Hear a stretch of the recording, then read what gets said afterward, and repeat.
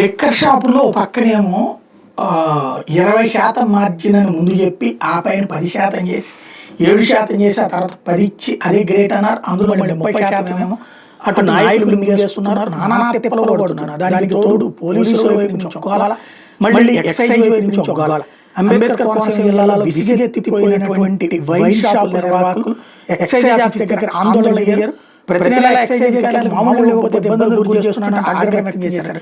ఇట్లాగే షాపులు మేము నడపలేమంటూ ఎక్సైజ్ తాళాలు ఇచ్చేసినటువంటి ఉదంతం సంచలనం సృష్టించింది.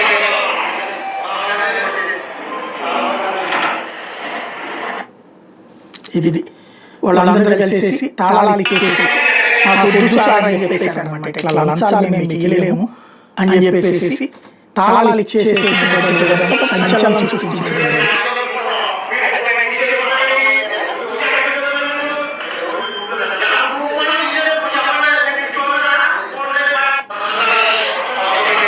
ఇది ఇలాంటి పరిస్థితి రాష్ట్రం అంతా రాకుండా చూసుకోవాలంటే ఇప్పటికైనా వాళ్ళని దోచుకోవడం అన్నటువంటి ఆపేస్తే సరిపోతుంది.